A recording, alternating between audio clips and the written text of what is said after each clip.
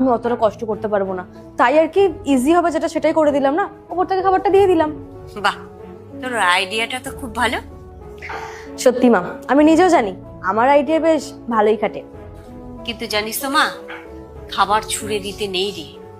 কি মা, সারাক্ষণ লেকচার দিতে থাকো, যখনই দেখি তখনই লেকচার দিচ্ছ, ভালো লাগে না আমার এগুলো।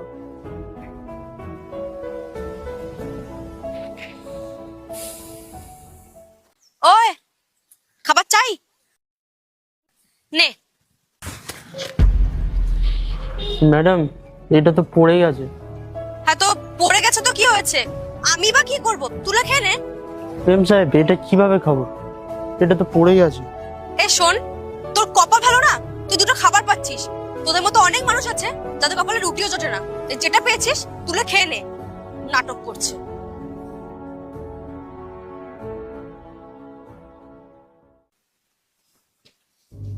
মারে, আজকেও কি তুই খাবারটা ছুঁড়ে দিলি?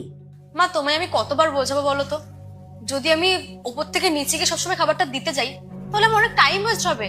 আর তুমি বুঝতে পারছো না আমার ঘরে কত কাজ থাকে, টিভি দেখি, সিরিয়াল দেখি, তাই জন্য তো আমি উপর থেকে খাবারটা চলে নিচে দিয়ে দিই, হয়ে যায় না। আর তুমি এটা ভাবো না, কমপক্ষে ওদের মতো মানুষদের কপালে খাবার তো জুটছে না, কিভাবে দিচ্ছি বা কেন দিচ্ছি সেটা শুনে কি যায় আসে।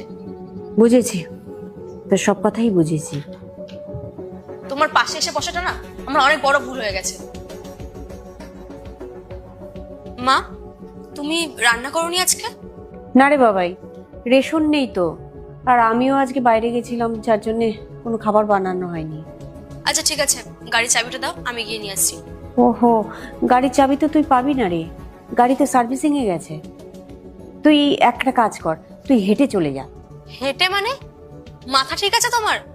দেখতে পাচ্ছ না বাইরে কত রোদ আছে, আমি কি করে যাব? কিন্তু তাই বলে কি তুই এই বিকেল অবধি অপেক্ষা করতে পারবি? ঠিক আছে, যাচ্ছি আমি। ও, এসে গেছিস? এসে গেছিস মানে? তুমি জানো কত কষ্ট হয়েছে আমার, বাইরে কত গরম। ও শোন না, আমি তোকে বলতে ভুলে গেছি রে, আজকে না ওই রান্নার মাসিটা আসবে না, আর আমার শরীরটাও খুব খারাপ রে। তুই যা, একটু রান্নাটা করে নে। আমি রান্না করব? মা, তুমি তো ভালো করেই জানো আমি ওসব রান্না বান্না করতে পারি না। তাহলে তাহলে একটা কাজ কর, তুই অনলাইনে অর্ডার কর।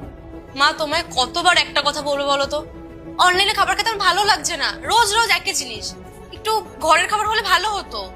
তাহলে তো একটাই কাজ করতে হবে, তোকে গিয়ে রান্নাটা করতে হবে, আর তো কিছু করার নেই রে মা।